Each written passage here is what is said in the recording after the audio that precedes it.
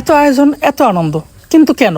এ কি কোনো উৎসব নাকি বিয়ে? এর জবাব দিব একখানা কবিতা দিয়ে। বন্ধুর হলো সুন্নতে খাতনা, এলো খুশির দিন, দাওয়াত পেয়ে লাফিয়ে উঠি তাক দিনা দিন দিন। আমরা সবাই দল বেঁধে যাই সাজিয়ে নানান থালা, মিষ্টি ফল আর উপহার নিয়ে জমে ওঠে মেলা। আমরা সবাই দল বেঁধে ভাই বন্ধুর বাড়ি যাই, দাওয়াত শুনে খুশির চোটে ঘুমও চোখে নাই।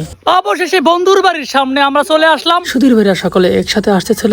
এই আমার সুধীর ভাই একই দেখালো, হাঁটি হাঁটি পা পা বন্ধুর সাথে দেখা হয়ে গেল।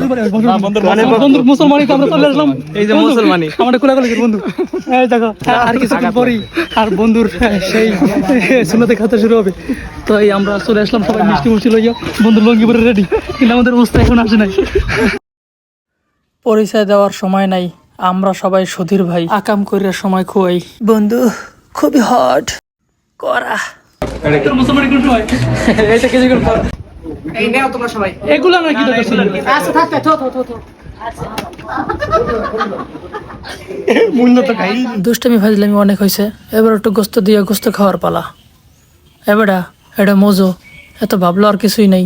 এত খাওয়া দাওয়ার পর একটু নিজের মনটাকে শান্তি দেওয়ার জন্য চলে গেলাম এক সুন্দর প্রকৃতির মাঝে, কিন্তু সুধীর ভাইরা আমাদেরকে একদমই শান্তি দিল না। যাওয়ার পর থেকে সেই যে নাচ গান শুরু করছে, এগুলো আর কেটা থামায়। একের পর এক উড়োধারা ডান্স।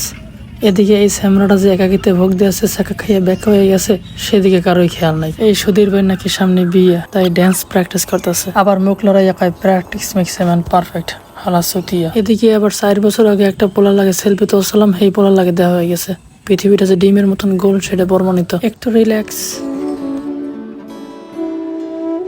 তো বন্ধুরা সবাই এক্সের ভালো থাকবেন আর মন প্রাণ লাগাইয়া আমার ভিডিওর পিছনে কমেন্ট করবেন।